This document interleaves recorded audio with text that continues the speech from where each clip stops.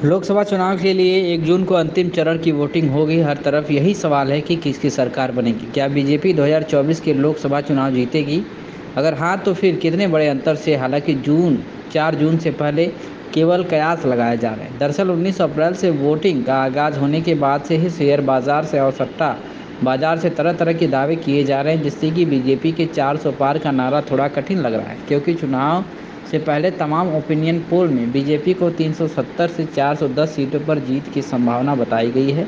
हालांकि मई महीने की शुरुआत में चुनाव से जुड़ी आ रही खबरों ने शेयर बाजार के निवेशकों को थोड़ा बेचैन कर दिया था। इस डर की वजह से सूचकांक इंडिया यानी कि VIX बढ़ गया था, जिसके बाद प्रधानमंत्री मोदी और केंद्रीय गृह मंत्री अमित शाह की टिप्पणियों के बाद निवेशकों की घबराहट थोड़ी कम हुई। जहां दोनों नेताओं ने मौजूदा सरकार के लिए मजबूत जनादेश और इस प्रकार की नीति निरंतरता की उम्मीद जताई है। बाजार विश्लेषकों के बीच इसी बात को लेकर संदेह है कि क्या बीजेपी का 400 पार का महत्वाकांक्षी लक्ष्य पूरा हो पाएगा। बिजनेस टुडे के मार्केट सर्वेक्षण में कुछ विश्लेषकों का मानना है कि बीजेपी 400 पार का लक्ष्य से पीछे रह सकती है। विश्लेषकों का कहना है कि बीजेपी जितनी ज़्यादा सीटें जीतेगी, शेयर बाजार को ऊपर जाने की संभावना उतनी ही बेहतर होगी।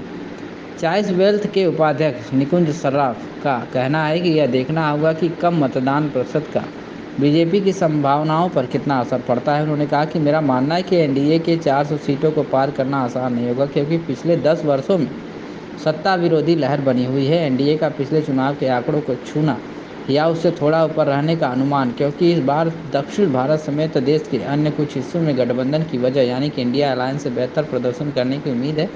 बता दें कि 2019 के लोकसभा चुनाव में बीजेपी ने 303 सीटें जीती थी, जबकि 2014 के लोकसभा चुनाव में बीजेपी को 282 सीटें मिली थी।